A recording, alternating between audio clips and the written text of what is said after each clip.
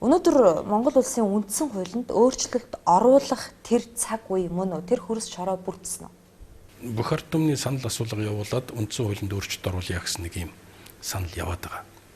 Өргөн барьсан хувилбар нь ч гэсэн тэр бараг цаг хугацаагийн тодорхойлчихсан 11 сарын 26-нд одоо хийн. Тий, өнөөдрийн байдлаар хойшилж байгаа. Хойшилж байгаа шиг байна. Гэхдээ ерөнхийдөө бол тийм хийн гэсэн.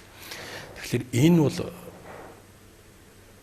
би бол буруу гэж бодоод байгаа. Миний байр суурь. 90 оны тэр үйл явдлын үр дагаварт гарч ирсэн шинэ үндсэн хуулиар бол тэр чинь яалаа бүх аймаг сумдаар хэлэлцүүлэг болоод тийм үү.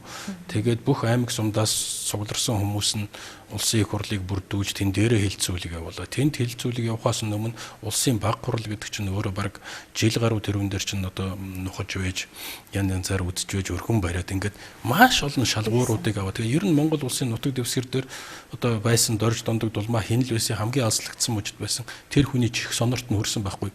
Ийм юм хийх гэж юм шүү, ийм өөрчлөлт оруулах гэж юм шүү гэж бүгдээр ингээд санаа оног ямар нэгэн хэлбэрээр тусгасан учраас бол үнэхээр одоо тэн нь бол одоо юу гэдэм зөвшөөрөгдөх чанар нь тэр үндсэн хуулийн маш өндөр байсан. Өнөөдөр бол яаж ийм нэх тэр бол тэр бүх ард түмнэр хэлэлцүүлэх юм маань бол үндсэндээ бол одоо зүгээр их зөөлхнөр хэлэхэд бол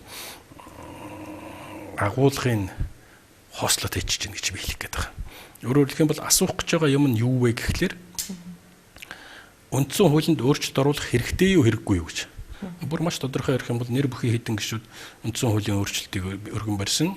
Тэгээд энэнд энэний дагуу үндсэн хуулинд өөрчлөлт оруулах хэрэгтэй хэрэггүй л гэж асууж байгаа байхгүй.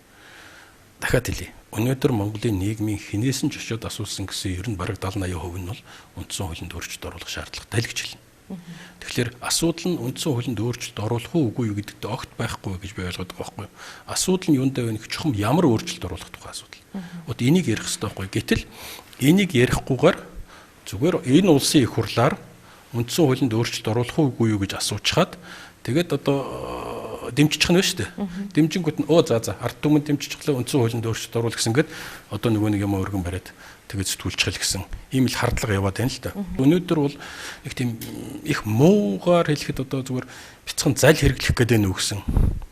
Надад бол хардтал төрөд байгаа байхгүй. Ард түмнэрээ хэлэлцүүлээгүй байгаа тохиолдолд бол ямар ч гайхамшигтай өөрчлөлт оруулсан гэсэн дордохын 7 юм уу, дордохын 8 юм уу, дордохын 9, 12 гэдэг тэр тоонууд ч л яваад байх юм байна л гэж би ойлгоод байгаа.